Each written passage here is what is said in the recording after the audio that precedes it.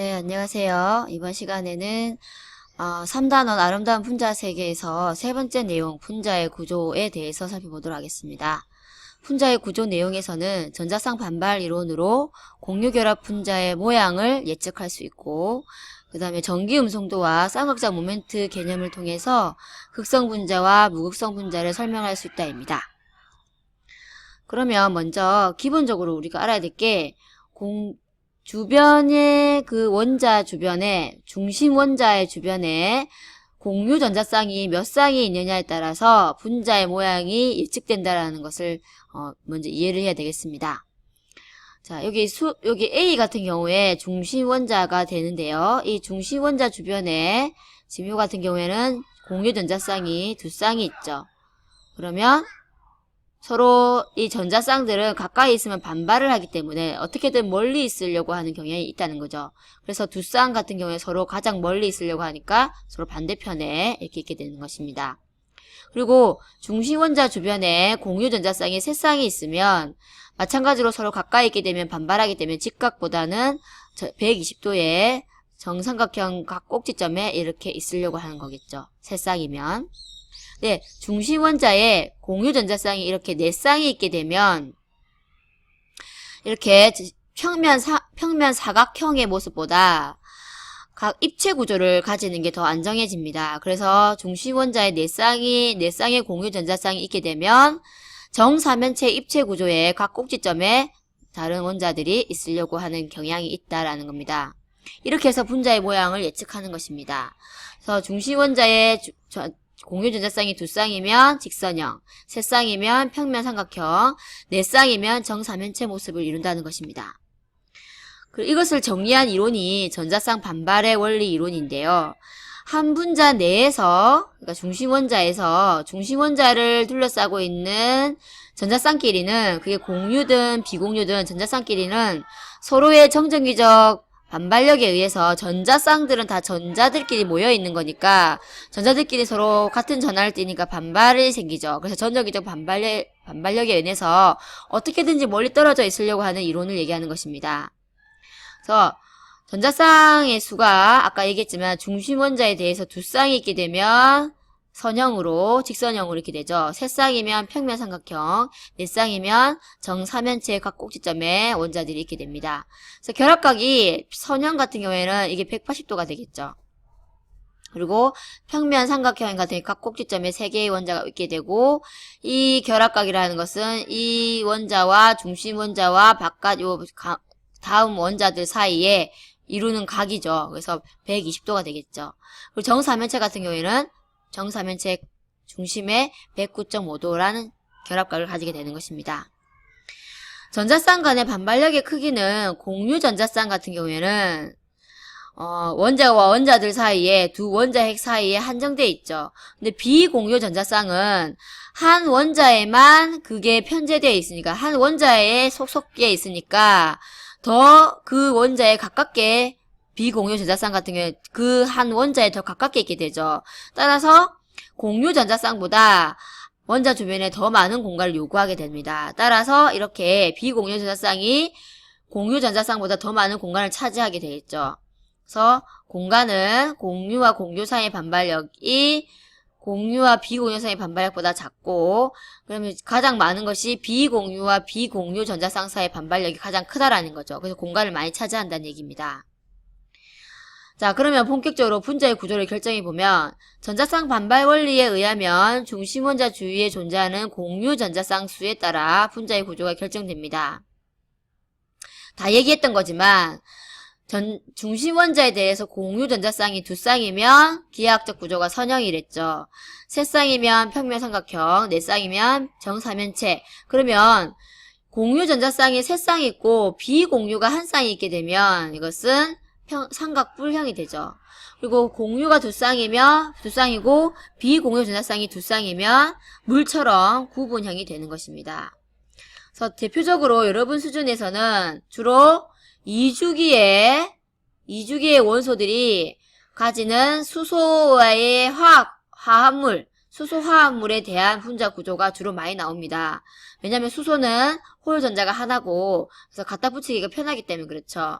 그래서 BH2, 그리고 붕소 같은 경우에는 BH3, 그리고 탄소 같은 경우에 CH4, 그다음 질소 같은 경우에는 NH3, 그리고 물 같은 산소 같은 경우에는 H2O, 그 다음에 F 같은 경우에는 HF, 이렇게 루이스 전자점식이 되겠죠.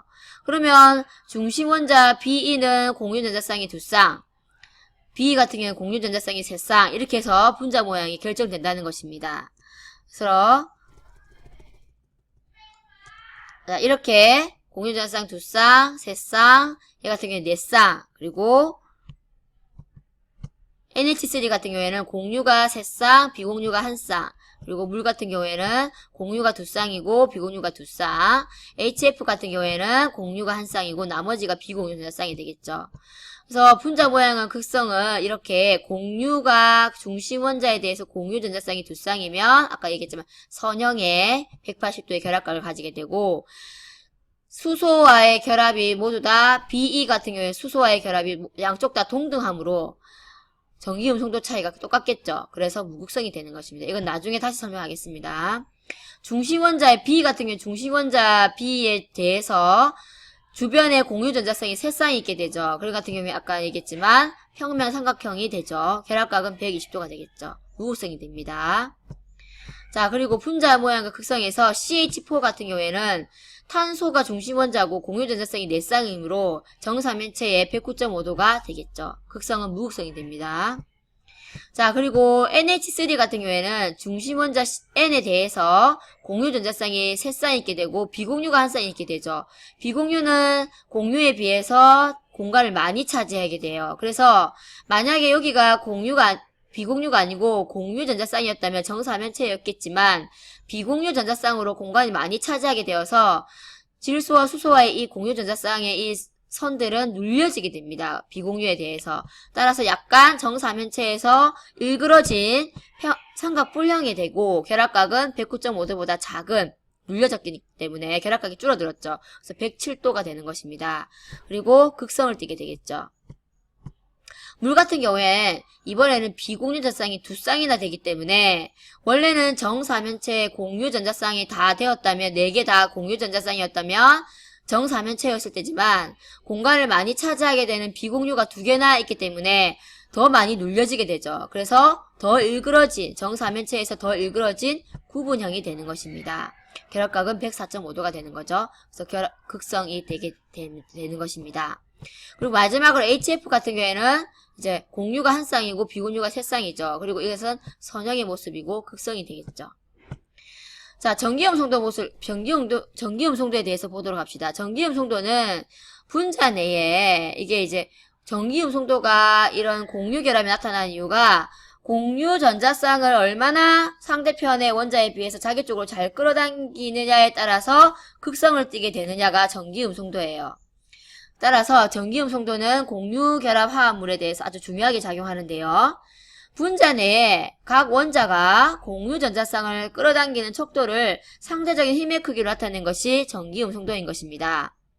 따라서 전기음 송도가 큰 원소의 원자는 전자를 끌어당긴 힘이 더 세기 때문에 상대적으로 전기음 송도가 작은 원소의 원자로부터 전자를 끌어당기는 경향을 가지게 되는 거죠. 그래서 마이너스 전하를 떼게 되는 것입니다. 예를 들면 여기서 전기음 송도 차이가 HF 같은 경우에 1.9인데요. 이렇게 1.9인 이유가 플로르의 전기음 송도가 4.0이죠. 그리고 H의 전기음 송도가 수소 같은 2.1이에요. 그래서 HF의 이 전기음 송도 차 1.9라고 하는 것은 플로르의 4.0에 H의 2.1을 뺀 값이 1.9가 되는 것입니다. 전기음 송도 수치는 공유 전자쌍을 끌어당긴 힘이 가장 큰 플로린을 4.0으로 정한 거예요. 그래서 그 4.0을 정한 것을 상대적으로 다른 원자들에 적용해서 구한 상대적인 값이죠. 그리고 같은 주기에서는 원자 번호가 커질수록 양성자의 수가 많으니까 전자쌍을 더 잘 끌어당기겠죠. 그래서 증가하고 같은 쪽에서는 원자 번호가 커질수록 감소하겠죠. 핵에서 멀어지니까요. 전기음 송도는 비금속성이 클수록, 즉 F로 갈수록 증가하고 금속성이 커질수록 감소하겠죠. 옥텟 규칙을 만족하는 18족 원소는 제외합니다. 그래서 주기율표상에서 F의 4.0이 가장 큰 값이고 F 주변에 있는 애들이 전기음 송도가 큽니다.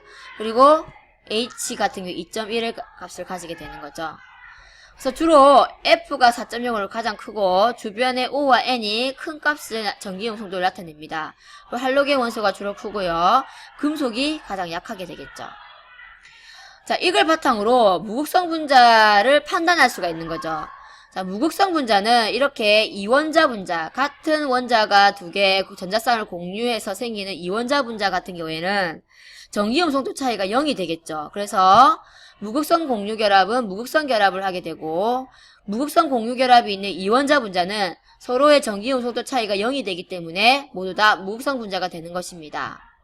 그런데 이렇게 이원자 분자의 전기음 송도 차이가 0인 분자가 아닌 경우에도 무극성 분자가 되는 경우가 있는데요. 그런 예로서는 이와 같은 예가 있겠습니다. 이러한 예들은 BeH2, BF3, CH4 모두 다 공통점이 뭘까요? 모두 다 쌍극장 모멘트 합이 0이 되는 경우입니다. 나중에 쌍극장 모멘트 합이 0이 되는 경우가 쌍극장 모멘트에 대한 개념을 설명할 것인데요. 주로 이렇게 Be와 H와의 전기음 송도 차이가 있는 극성 공유 결합이지만 분자 전체로 봤을 때는 극성 공유의 합이 0이 되는 경우죠. 그래서 극성 공유 결합이 있는 분자라도 결합의 쌍극자 모멘트 합이 0이 되는 분자인 경우에 이렇게 무극성 분자가 되는 것입니다.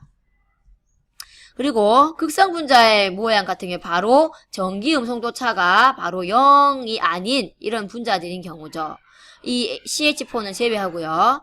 잘못 얘기했네요. 여기서 HCl, H2, NH3까지만 극성 공유 결합이고 전기음 송도 차이가 0이 아닌 경우 얘는 모든 전기음 송도 차이는 0이 아니지만 분자 전체로 봤을 때 쌍극자 모멘트 합이 0이 되기 때문에 무극성 분자의 예가 되겠습니다. 그래서 극성 분자의 같은 경우에는 극성 공유 결합을 하게 되고요. 즉 쌍극장 전기음 송도 차이가 0이 아닌 극성 공유 결합을 하게 되고 그랬을 때 전체 쌍극장 모멘트 합이 0이 아닌 경우가 극성 분자가 되는 것입니다. 따라서 극성 공유 결합이 있는 분자 중에서 결합의 쌍극장 모멘트 합이 0이 아닌 분자가 극성 분자가 되겠습니다. 쌍극장 모멘트가 그럼 뭐냐고 하는데 쌍극장 모멘트라고 하는 것은 극성의 종류를 나타내는 결합의 극성의 종류를 나타내는 벡터 값이에요. 벡터 값은 방향과 크기가 나타나는 값이죠. 그래서 쌍극자라고 하는 게 크기가 같고 부호가 반대인 두 전하가 분리되어 있는 것을 쌍극자라고 하는 것입니다. 방향은 플러스 전하와 마이너스 전하가 서로 떨어져 있어서 이렇게 주로 플러스 전하에서 마이너스 전하로의 화살표 방향으로 나타내고 거리를 나타내는 것입니다.